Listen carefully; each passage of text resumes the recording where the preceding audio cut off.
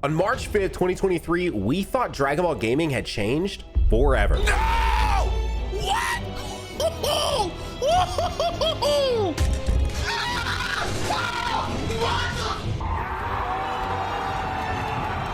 Everyone thought this was going to be the next Dragon Ball game they played for years. But unfortunately, just 6 months after launch, that isn't the case at all. What went wrong? How did the most anticipated Dragon Ball game possibly ever go from peak excitement to what we see today, a title that's been mostly forgotten? In today's video, we're going to dive deep into the complete story of Dragon Ball Sparking Zero, from its pre-release hype to the future of the series with an actual hint from the main producer himself. But what went wrong? Could it have been avoided? And most importantly, is there any hope for a revival? So sit back, maybe grab a G Fuel, use code NANO because we are sponsored by them, and let's take a look at the rise and fall of Dragon Ball Sparking Zero. To fully understand why Sparking Zero had so much motion pre-release, we have to go back to November 2002, where a company known as Dimps would develop the first truly notable and accessible Dragon Ball game in the West, Dragon Ball Z Budokai, which would go on to sell 3.5 million copies and spawn 2 sequels that would total a whopping 7.4 million copies sold for the original Budokai trilogy. However, Budokai plays closer to a Tekken-style game and was very revolutionary compared to previous Dragon Ball titles by all means, but it didn't fully encapsulate the Dragon Ball experience, which is why Atari approached Spike to develop a Dragon Ball game where you could move freely and fight opponents in a large arena type stage that of course would become known as Dragon Ball Z Budokai Tenkaichi,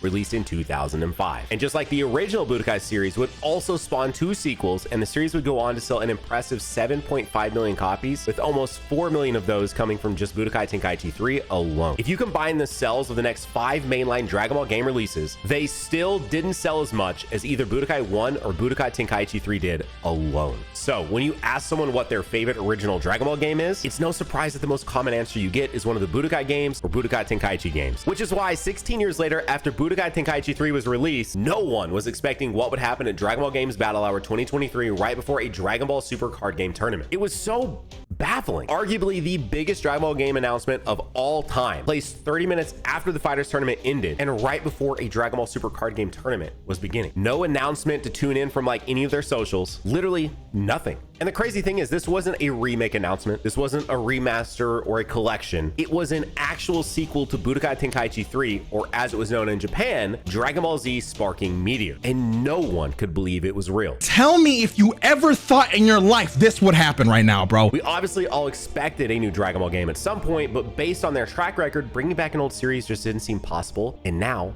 it was.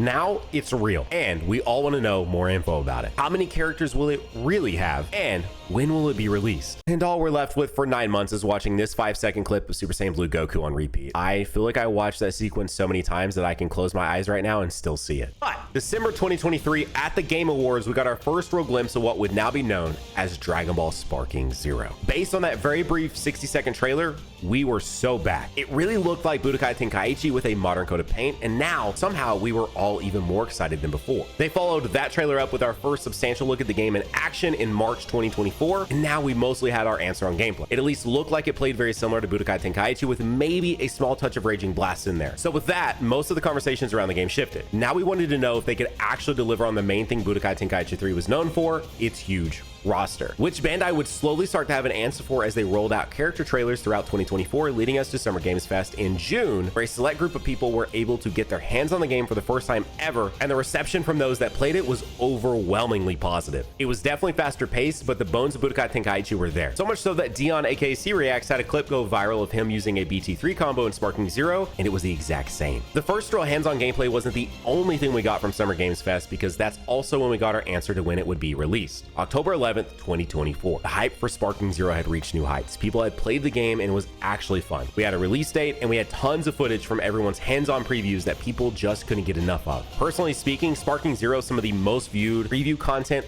ever on my channel. I've covered every Dragon Ball game released in the last decade, and nothing is really compared to what Sparking Zero was doing pre-launch. The only real concern that the fandom had at this point were some glaringly obvious characters missing from the roster that we had been shown so far. At the end of each trailer, they would show off this grid of characters. And of course, we would all speculate who could fill those final spots as the months went on. And fast forward to about a month before launch, we were still missing 2 sets of staple characters for Dragon Ball games, GT, and movies. Now, in the middle of September, we would get our answer on GT. Rest in peace, Super 17. But we were left wondering who they would cut from the game because there weren't enough spots left after the GT trailer to fit all the movie characters, which would then lead to one of the better trailers they made for Sparking Zero, where Goku expands the grid.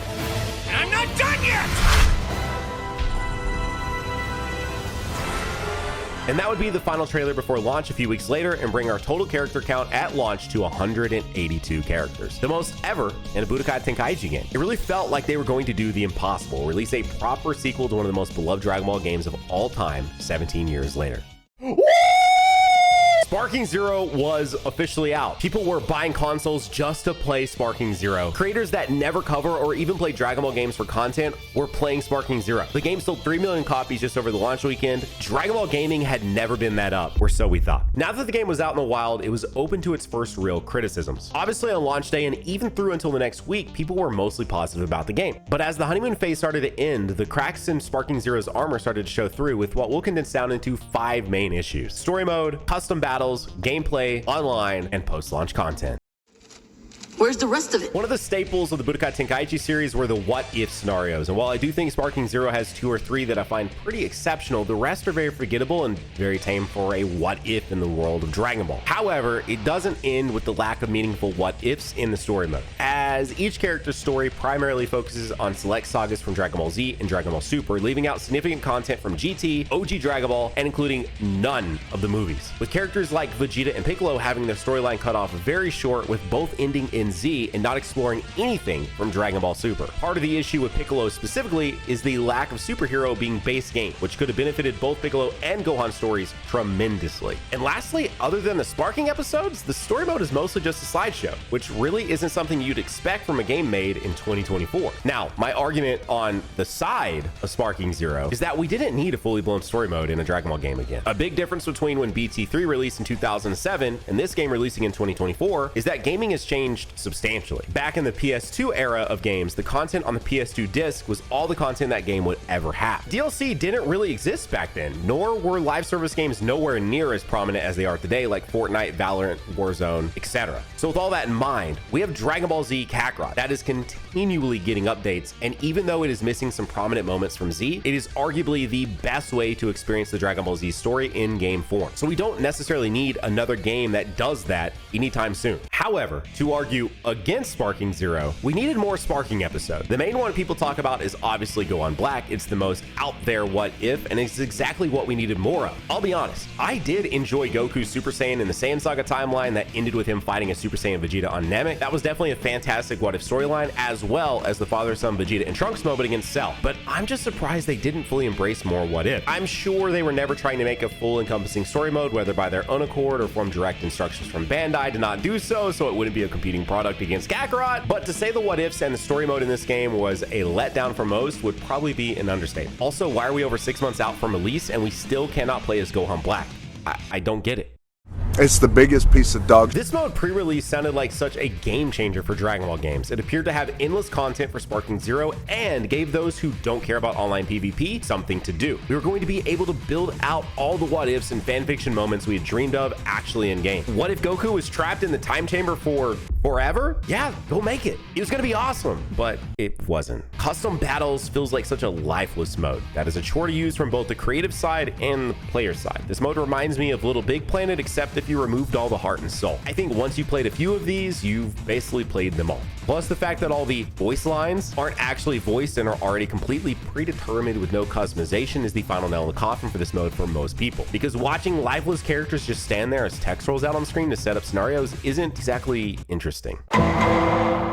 This is a very controversial topic within the fandom because many wish Sparking Zero played exactly like Budokai Tenkaichi 3, but I'm not sure how well that would have actually translated to a modern game. Have you gone back to play any games from the PS2 era? Yeah, most of them don't have the same feel that we've grown accustomed to with more modern games, which is why I imagine the devs opted for several of the changes we have in Sparking Zero. Outside of the movement changes, I think one of the biggest changes that has impacted most people's experience with Sparking Zero's gameplay is their emphasis on defense and counterattacks. The priority on counters in Sparking Zero compared to BT3 drastically changes the flow of the game and is, in my opinion, the reason why I think most people say this doesn't feel like BT3. I think ultimately they were trying their best to appeal to those of us from the original Budokai Tenkaichi era, while also creating a new experience for people to enjoy who have become Dragon Ball fans in more recent years. It's not quite Budokai Tenkaichi or really any other Dragon Ball Arena fighter. It's really its own formula. And with some minor changes, I think that is completely fine.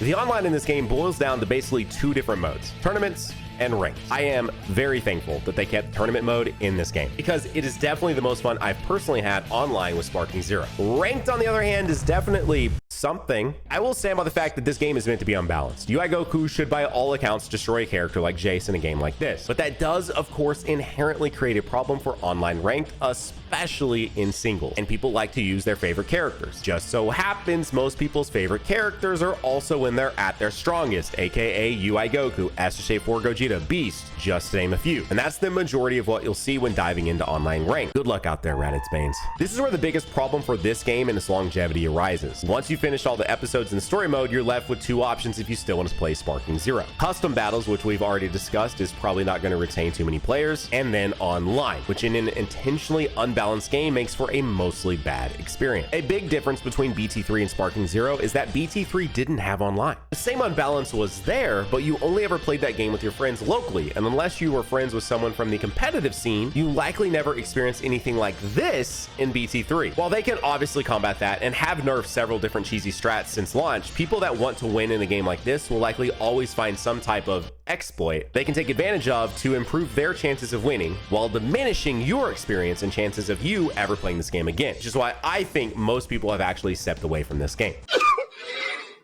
Sparking Zero has received several patches that have fixed a lot of the initial issues people had with this game. Adjustment to skill cost, counters, and tons of different adjustments to the battle system, but ultimately, balance patches are only going to appeal to so many players. They aren't exactly going to get people that haven't touched the game since week one to come back all of a sudden because they rebalanced this move or that move or this skill. It really takes new modes, new characters, and just new content in general to get new players and old players back interested in your game. You don't see Fortnite's player population spike because they just made adjustments to certain weapons. It's when new modes or new seasons start with completely new content that get people to come back to the game or possibly download it for the first time ever. In the 6 months since launch, we really only had two main content drops so far. Superhero DLC pack that had 11 characters in it, and one new mode called Legendary Warrior Face-Off where you take on an extremely difficult AI-controlled character, and that's it. To say most of us were disappointed by the Superhero DLC pack is definitely an understatement. I think most of us expect the stages to be included with the characters at bare minimum, especially given there's only 11 stages in the base game. And stop, Destroyed Namek does not count as an additional stage. It's basically just Namek. I also really thought it would include some content for the game's story mode and Gohan and Piccolo's episode battles, but unfortunately that was not the case. A Dragon Ball game that has surprisingly managed to maintain its player base and shocked most of us is Xenoverse 2. That game is currently working towards 9 years of decently consistent updates, which is something I don't think most of us expected back in 2016 when Xenoverse 2 initially launched. Xenoverse 2 though has two major differences from Sparking Zero that has likely contributed to its longevity: create a character and co-op. Sparking Zero has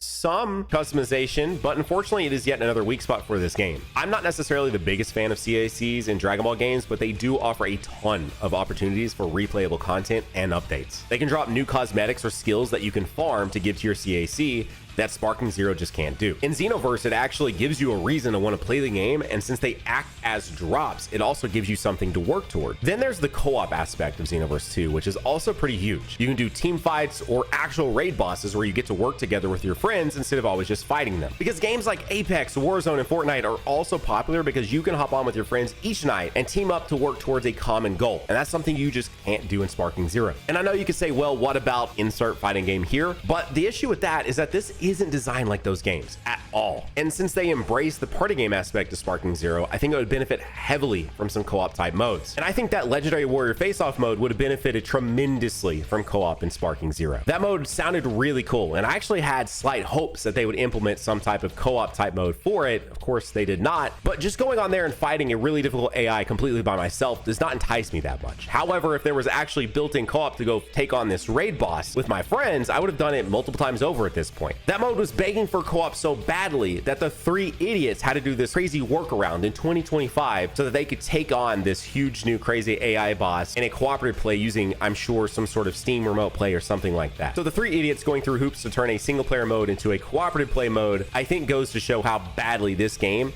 especially being a party game, needed some sort of cooperative feature to allow you to actually play with your friends versus just having to play against them all the time.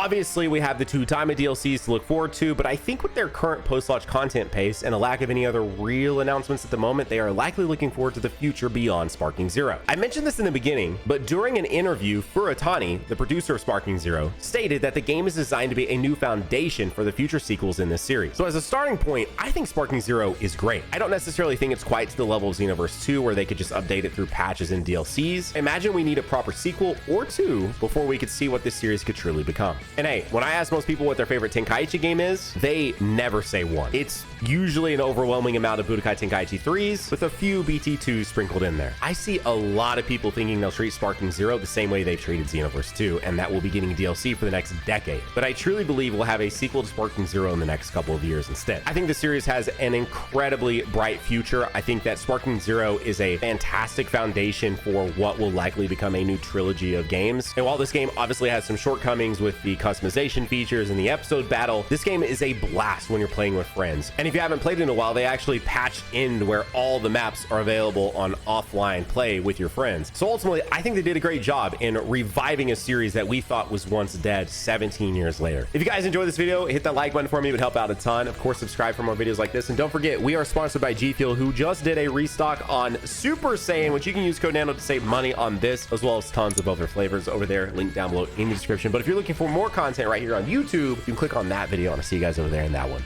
Bye.